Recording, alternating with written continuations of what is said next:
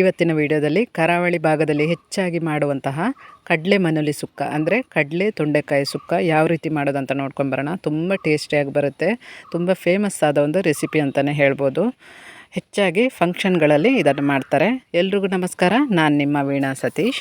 ಮೊದಲಿಗೆ ನೋಡಿ, ತೊಂಡೆಕಾಯಿಯನ್ನು ತಗೋಬೇಕು. ಇದು ನಾರ್ಮಲಾಗಿ ನಾಟಿ ತೊಂಡೆಕಾಯಿ ಅಲ್ಲ, ಈ ಮಾರ್ಕೆಟ್ಗಳಲ್ಲಿ ಸಿಗುತ್ತಲ್ಲ ಅದೇ ತೊಂಡೆಕಾಯಿ ಇದು. ಆದರೆ ಇದು ಮನೆಯಲ್ಲೇ ಬೆಳೆದಿರುವಂತಹದ್ದು. ತುಂಬ ದೊಡ್ಡ ದೊಡ್ಡ ಸೈಜಲ್ಲಿ ಈ ತೊಂಡೆಕಾಯಿ ಬರುತ್ತೆ, ಚೆನ್ನಾಗಿರುತ್ತೆ, ಟೇಸ್ಟು ಚೆನ್ನಾಗಿರುತ್ತೆ.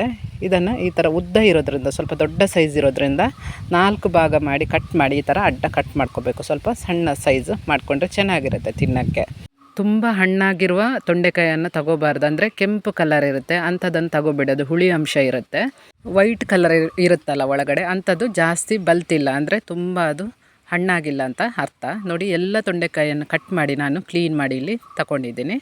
ಸ್ವಲ್ಪ ಒಂದು ಸ್ಪೂನಷ್ಟು ತೆಂಗಿನ ಎಣ್ಣೆಯನ್ನು ಹಾಕ್ಕೊಂಡು ಮಸಾಲೆ ಎಲ್ಲ ಹುರಿದು ರೆಡಿ ಮಾಡ್ಕೋಬೇಕು. ಒಂದು 10 ರಿಂದ 12 ಬ್ಯಾಡಗೆ ಮೆಣಸನ್ನು ಹಾಕ್ಕೊಂಡಿದ್ದೀನಿ. ಇದನ್ನು ಚೆನ್ನಾಗಿ ಫ್ರೈ ಮಾಡಬೇಕು. ಇದು ನೋಡಿ, ಈ ಥರ ಉಬ್ಬಿ ಬಂದರೆ ಫ್ರೈ ಆಯಿತು ಅಂತ ಅರ್ಥ. ಇದನ್ನು ತೆಗೆದಿಟ್ಕೋಬೇಕು. ನಂತರ ಅದೇ ಬಾಣಲೆಗೆ ಸ್ವಲ್ಪ ಎಣ್ಣೆ ಅಂಶ ಇದೆಯಲ್ಲ, ಪುನಃ ಎಣ್ಣೆ ಹಾಕ್ಕೊಂಡಿಲ್ಲ ನಾನು. 1 ಸ್ಪೂನಷ್ಟು ಕೊತ್ತಂಬರಿ ಬೀಜ, ಅರ್ಧ ಸ್ಪೂನಷ್ಟು ಜೀರಿಗೆ, ಒಂದು 7 ರಿಂದ 8 ಕಾಳು ಆಗುವಷ್ಟು ಮೆಂತೆ, ನಂತರ 1 ಸ್ಪೂನ್ ಆಗುವಷ್ಟು ಉದ್ದಿನಬೇಳೆ, ಅರ್ಧ ಸ್ಪೂನ್ ಆಗುವಷ್ಟು ಕಡಲೆಬೇಳೆ. ಇದನ್ನು ಹಾಕಿ ಚೆನ್ನಾಗಿ ನಾವು ಇದನ್ನು ಫ್ರೈ ಮಾಡ್ಕೋಬೇಕು. ಸ್ವಲ್ಪ ಕಡಲೆಬೇಳೆ ಅಥವಾ ಉದ್ದಿನಬೇಳೆದು ಕಲರ್ ಸ್ವಲ್ಪ ಚೇಂಜ್ ಆಗಬೇಕು, ಅಷ್ಟು ತನಕ ಫ್ರೈ ಮಾಡ್ಕೊಳ್ಳಿ. ಸ್ವಲ್ಪ ಕರಿಬೇವಿನ ಸೊಪ್ಪಿದ್ದರೆ ಹಾಕ್ಕೊಳ್ಳಿ, ಒಂದು 5 ರಿಂದ 6 ಎಸಳು ಇದ್ದಷ್ಟು ಹಾಕ್ಕೊಳ್ಳಿ. ಈಗ ಮಸಾಲೆ ಎಲ್ಲ ರೋಸ್ಟ್ ಆಗಿದೆ. ಇದನ್ನು ಒಂದೇ ಪಾತ್ರೆಗೆ, ಅಂದರೆ ಮೆಣಸು ಹಾಕಿರುವ ಪ್ಲೇಟಿಗೆ ಎಲ್ಲದನ್ನು ಹಾಕ್ಕೊಳ್ಬೇಕು. ಒಂದು ಸಣ್ಣ ಸೈಜಿನ ಒಂದು ತೆಂಗಿನಕಾಯಿಯನ್ನು ತಗೊಂಡಿದ್ದೀನಿ. ಈ ಕಾಯಿ ತುರಿಯನ್ನು ನಾವು ಫ್ರೈ ಮಾಡೋಕ್ಕಿದೆ.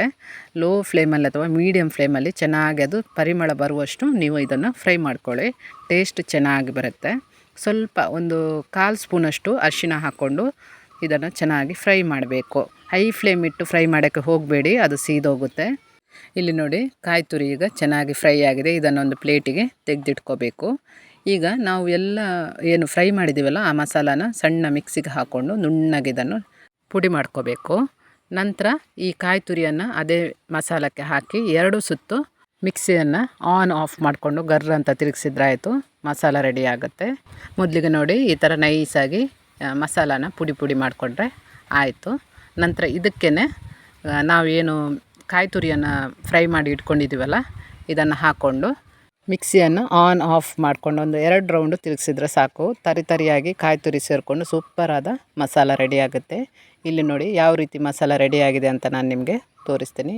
ಇಷ್ಟು ತರಿ ಇರಬೇಕು, ಅಂದರೆ ಅದು ಬಾಯಿಗೆ ಸಿಗಬೇಕು. ನುಣ್ಣಗೆ ಪೇಸ್ಟ್ ಥರ ಆಗಬಾರ್ದು, ನೈಸ್ ಪುಡಿನೂ ಆಗಬಾರ್ದು, ಸ್ವಲ್ಪ ತರಿ ಇರಬೇಕು. ಇಲ್ಲಿ ನೋಡಿ, ನಾನು ಕಡಲೆಯನ್ನು ಬೇಯಿಸ್ತಾ ಇದ್ದೇನೆ. ಇದು ಕಾಬೂಲ್ ಕಡಲೆ ತಗೊಂಡಿದ್ದೀನಿ. ಇದು ಸೂಪರ್ ಕಾಂಬಿನೇಷನ್ ಅಂತಲೇ ಹೇಳ್ಬೋದು. ಇನ್ನೊಂದು ಕಡಲೆನೂ ಬರುತ್ತೆ, ಕಪ್ಪು ಕಡಲೆ ಬರುತ್ತಲ್ಲ, ಅದೂ ಚೆನ್ನಾಗಿರುತ್ತೆ. ಈ ಕಡಲೆಯನ್ನು ನಾನು ಮೊದಲಿಗೆ ಕುಕ್ಕರಲ್ಲಿ ಹಾಕ್ಕೊಂಡು 3 ವಿಸಿಲ್ ತೆಗಿತಾ ಇದ್ದೇನೆ. ಇದಕ್ಕೆ ಉಪ್ಪು ಹಾಕ್ಕೊಂಡು, ಸ್ವಲ್ಪ ಅರ್ಧ ಸ್ಪೂನಷ್ಟು ಉಪ್ಪು ಹಾಕ್ಕೊಂಡು 3 ವಿಸಿಲ್ ತೆಗೆದ್ರೆ ಚೆನ್ನಾಗಿ ಬೇಯುತ್ತೆ. ಈ ಕಡೆಯಿಂದ ಒಂದು ಬಾಣಲೆಗೆ ಕಟ್ ಮಾಡ್ಕೊಂಡಿರುವ ತೊಂಡೆಕಾಯಿಯನ್ನು ಹಾಕ್ಕೊಂಡು ಅದಕ್ಕೆ ಸ್ವಲ್ಪ ನೀರು ಹಾಕ್ಕೊಂಡು ಬೇಯಕ್ಕೆ ಇಡಬೇಕು. ಈ ಥರ ಹಣ್ಣಾಗಿರೋದು ಕೆಂಪು ಕಲರ್ ಇರುತ್ತಲ್ಲ ಆ ಥರದನ್ನು ಹಾಕೋಬೇಡಿ, ಚೆನ್ನಾಗಿರೋದಿಲ್ಲ ಅದು. ಇದು ಫುಲ್ಲು ಮುಳುಗುವಷ್ಟು ನೀರನ್ನು ಹಾಕೋಬೇಡಿ. ತೊಂಡೆಕಾಯಿಯ ಅರ್ಧ ಭಾಗದಷ್ಟು ನೀರು ಹಾಕಿದ್ರೆ ಸಾಕು. ಜೊತೆಗೇ 1.5 ಸ್ಪೂನ್ ಆಗುವಷ್ಟು ಉಪ್ಪನ್ನು ಹಾಕ್ಕೊಂಡಿದ್ದೀನಿ ನಾನಿಲ್ಲಿ. ಕ್ವಾಂಟಿಟಿ ಜಾಸ್ತಿ ಇರೋದ್ರಿಂದ ತೊಂಡೆಕಾಯಿದು ಉಪ್ಪು ಸ್ವಲ್ಪ ಜಾಸ್ತಿ ಹಾಕ್ಕೊಂಡಿದ್ದೀನಿ. 1 ಸ್ಪೂನಷ್ಟು ಬೆಲ್ಲನ ಹಾಕ್ಕೊಂಡಿದ್ದೀನಿ. ತೊಂಡೆಕಾಯಿ ಜೊತೆ ಬೆಲ್ಲ ಹಾಕಿದ್ರೆ ಅದು ಚೆನ್ನಾಗಿ ಸಿಹಿಯನ್ನು ಹೀರ್ಕೊಳ್ಳುತ್ತಲ್ಲ, ಆಗ ಖಾರ ಸಿಹಿ ಚೆನ್ನಾಗಿರುತ್ತೆ ತಿನ್ನೋಕ್ಕೆ. ನೋಡಿ, ತೊಂಡೆಕಾಯಿ ಚೆನ್ನಾಗಿ ಬೆಂದಿದೆ. ನೀರಿನ ಅಂಶ ಇರಬಾರ್ದು, ಕಂಪ್ಲೀಟಾಗಿ ಡ್ರೈ ಆಗಬೇಕು. ನೀರಿನ ಅಂಶ ಇದ್ದರೆ ನಿಮಗೆ ಡ್ರೈ ಸುಕ್ಕ ಮಸಾಲ ರೆಡಿ ಆಗೋಕ್ಕೆ ಆಗಲ್ಲ. ಈ ಥರ ಒತ್ತಿದಾಗ ಅದು ಕಟ್ ಆಗಬೇಕು, ಆಗ ನಿಮಗೆ ತೊಂಡೆಕಾಯಿ ಬೆಂದಿದೆ ಅಂತ ಗೊತ್ತಾಗುತ್ತೆ. ನಾವು ಕುಕ್ಕರಲ್ಲಿ ಕಡಲೆಯನ್ನು ಬೇಯಿಸೋಕೆ ಇಟ್ಟಿದ್ದೀವಲ್ಲ, ಇದು ನೋಡಿ ಚೆನ್ನಾಗಿ ಬೆಂದಿದೆ. ನಾವು ಈ ಥರ ಪ್ರೆಸ್ ಮಾಡುವಾಗ ಅದು ಸ್ಮೂತಾಗಿ ಈ ಥರ ನೋಡಿ ಕಟ್ ಆಗುತ್ತೆ, ಅಷ್ಟಾದರೆ ಸಾಕು. ತುಂಬ ಬೆಂದೋಗಬಾರ್ದು, ಬಾಯಿಗೆ ಅದು ತಿನ್ನೋಕ್ಕೆ ಚೆನ್ನಾಗಿ ಸಿಗಬೇಕು. ಈಗ ಒಗ್ಗರಣೆ ರೆಡಿ ಮಾಡ್ಕೊಳ್ಳೋಣ. ಒಂದು 5 ರಿಂದ 6 ಸ್ಪೂನಷ್ಟು ತೆಂಗಿನ ಎಣ್ಣೆಯನ್ನು ತಗೊಂಡಿದ್ದೀನಿ. ತೆಂಗಿನ ಎಣ್ಣೆ ಸ್ವಲ್ಪ ಜಾಸ್ತಿ ತಗೋಬೇಕಾಗುತ್ತೆ ಈ ಸುಕ್ಕಕ್ಕೆ. ಒಂದು 5 ರಿಂದ 6 ಬೆಳ್ಳುಳ್ಳಿಯನ್ನು ಜಜ್ಜಿ ಹಾಕ್ಕೊಂಡಿದ್ದೀನಿ. ನಂತರ 1.5 ಸ್ಪೂನ್ ಆಗುವಷ್ಟು ಸಾಸಿವೆಯನ್ನು ಹಾಕ್ಕೊಂಡಿದ್ದೀನಿ. 2 ರಿಂದ 3 ಒಣಮೆಣಸಿನ್ಕಾಯಿ, ಬ್ಯಾಡಗೆ ಮೆಣಸು ಇದೆಯಲ್ಲ ಅದನ್ನು ಕಟ್ ಮಾಡ್ಕೊಂಡು ಹಾಕ್ಕೊಂಡಿದ್ದೀನಿ. ಸ್ವಲ್ಪ ಕರಿಬೇವಿನ ಸೊಪ್ಪನ್ನು ಹಾಕ್ಕೋಬೇಕು. ಇದನ್ನು ಹಾಕಿ ಚೆನ್ನಾಗಿ ಸ್ವಲ್ಪ ಫ್ರೈ ಮಾಡಬೇಕು. ಅಂದರೆ ಜಜ್ಜಿದ ಬೆಳ್ಳುಳ್ಳಿ ಏನಿದೆ ಅದು ಸ್ವಲ್ಪ ಕಲರ್ ಚೇಂಜ್ ಆಗಬೇಕು, ಅದು ಘಮ ಬರುತ್ತೆ, ಅಷ್ಟೊತ್ತು ಫ್ರೈ ಮಾಡ್ಕೊಳ್ಳಿ. ನಂತರ 1.5 ಈರುಳ್ಳಿಯನ್ನು ಹಾಕ್ಕೊಂಡಿದ್ದೀನಿ. ಅಂದರೆ ಒಂದು ಇಡೀ ಈರುಳ್ಳಿ ತಗೊಂಡು ಮತ್ತು ಅರ್ಧ ಭಾಗದಷ್ಟು ಎಕ್ಸ್ಟ್ರಾ ಹಾಕ್ಕೊಂಡಿದ್ದೀನಿ. ಅಷ್ಟು ಸಾಕಾಗುತ್ತೆ. ಕ್ವಾಂಟಿಟಿ ಸ್ವಲ್ಪ ಜಾಸ್ತಿ ಇರೋದ್ರಿಂದ ಈರುಳ್ಳಿ ಜಾಸ್ತಿ ಹಾಕ್ಕೊಂಡಿದ್ದೀನಿ. ಸ್ವಲ್ಪ ಒಂದು 1/4 ಸ್ಪೂನಷ್ಟು ಅರಿಶಿಣನ ಹಾಕ್ಕೊಂಡು ಚೆನ್ನಾಗಿ ಇದನ್ನು ಎಣ್ಣೆಯಲ್ಲಿ ಫ್ರೈ ಮಾಡಬೇಕು. ಈರುಳ್ಳಿ ಸ್ವಲ್ಪ ಬ್ರೌನ್ ಕಲರ್ಗೆ ಬರುವಷ್ಟು ಫ್ರೈ ಮಾಡ್ಕೊಳ್ಳಿ.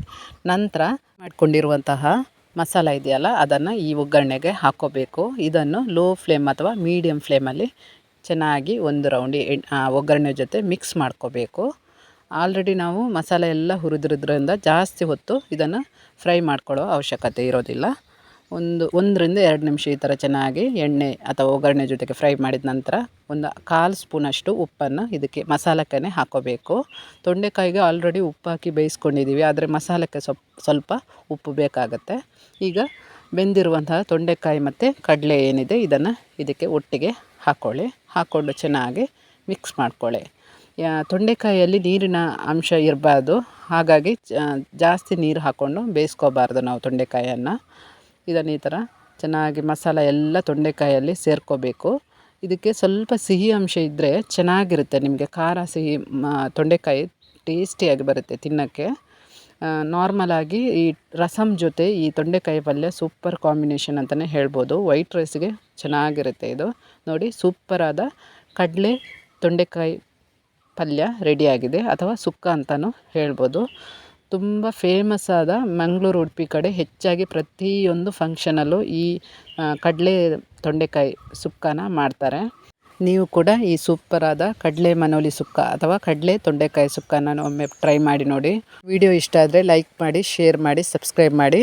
ನನ್ನ ನೆಕ್ಸ್ಟ್ ವಿಡಿಯೋದಲ್ಲಿ ಕಡಲೆಬೇಳೆ ಪಾಯಸ ಯಾವ ರೀತಿ ಮಾಡೋದಂತ ಹೇಳ್ಕೊಡ್ತೀನಿ. ಎಲ್ರಿಗೂ ನಮಸ್ಕಾರ.